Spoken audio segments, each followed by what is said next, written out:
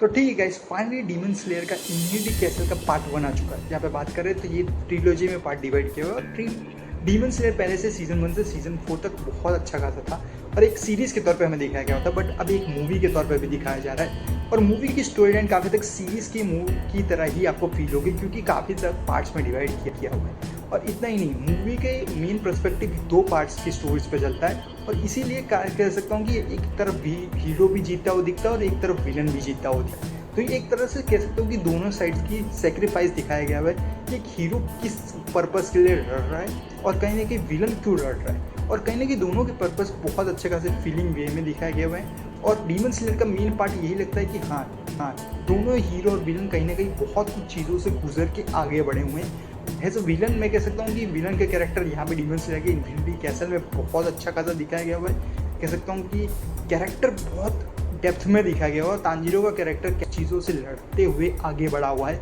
वो भी बहुत इंपॉर्टेंट होता है। और मैं कह सकता हूँ कि हाँ, डीमन स्लेयर अपने आप में ही एक बहुत अच्छा खासा कैरेक्टराइजेशन बिल्डअप कर चुका है। यानी कि अगर आप शुरुआत से फॉलो करते हैं और आपको लगेगा कि नहीं, कि कैरेक्टर काफ़ी कुछ जगहों से गुजरा हुआ है और अब वो इस लेवल पहुंच चुका है कि वो अब चीज़ों को हारते हुए नहीं देख सकता, यानी कि अपने लोगों को सेक्रीफाइस होते हुए नहीं देख सकता, या वो अपना खुद का सेक्रीफाइस कर देगा, या कह सकता हूँ कि वो कुछ भी कर सकता है अपने लोगों को बचाने के लिए। तो ओवरऑल मूवी बहुत अच्छे खासे स्टोरी लाइन और बहुत कुछ पर्सपेक्टिव से दिखाई गई है।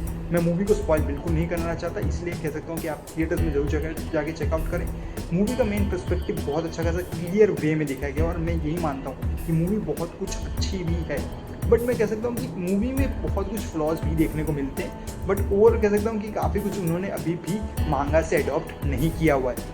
कुछ जगहों पे आपको लगेगा कि हाँ, मूवी बहुत ज़्यादा बड़ी भी फील होगी, बट कहीं ना कहीं वो चीज़ें पार्ट एज अ सेक्रीफाइस के तौर पे आपको फील भी होती है। शुरुआती के पार्ट में आपको एक सेक्रीफाइस जैसा फील होता है और सेकंड लास्ट के पार्ट में आपको एक सेटिस्फैक्शन भी मिलता है। तो मूवी दोनों ही चीज़ों को अच्छी तरह फील करवाती है, जो अच्छा खासा वे में दिखाया गया है। एक स्टोरी लाइन का मेन पॉइंट ऑफ व्यू मैं कह सकता हूँ कि आपको एक अगर ऐसे लाइव एक्शन मूवी अगर आप ऐसे बनाओगे तो मूवी बहुत कुछ वे में दिखाएगी और बहुत कुछ एनर्जी, बहुत कुछ इमोशंस वे में दिखाया है। वही एक मेन पर्सपेक्टिव एक स्टोरी लाइन को क्रिएट करता है।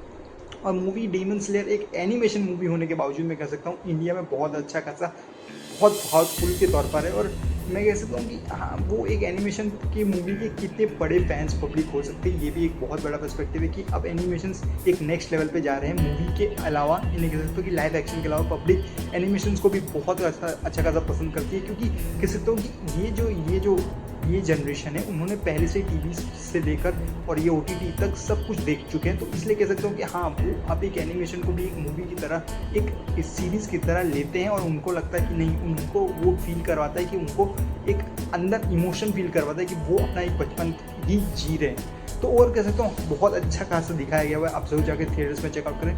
डीमन स्लेयर की इन्फिनिटी कैसल के पार्ट 2 और पार्ट 3 के लिए मैं बहुत ज़्यादा एक्साइटेड हूँ, क्योंकि मूवी बहुत कुछ अभी भी बाकी है और वहाँ पे भी हमें काफ़ी सेक्रीफाइसेस और विलन के काफ़ी पर्सपेक्टिव्स देखने को मिलेंगे, क्योंकि अभी तक हमें डीमंस के बारे में बहुत कुछ नहीं पता था ओवरऑल कह सकता हूँ सीरीज़ के तौर पे। तो कहीं ना कहीं अब इन्फिनिटी कैसल जो है वो काफ़ी तक डीमंस के काफ़ी बारे में बताएगा, डीमंस की बैक स्टोरी बताएगा, डीमंस के बारे में ये भी बताएगा कि डीमंस किस तरह गुजर चुके हैं, काफ़ी कुछ जगहों से वो आ चुके हैं। तो अब कह सकता हूँ कि हाँ, मूवी अब उस पर्सपेक्टिव पे पहुँच चुकी है कि एक्साइटमेंट फील करेगी अगले पार्ट के लिए। तो सब्सक्राइब करके आपसे को बाकी कमेंट सेक्शन में ज़रूर बताइएगा वो डीमन स्लेयर का इन्फिनिटी कैसल का पार्ट 1 कैसा लगा।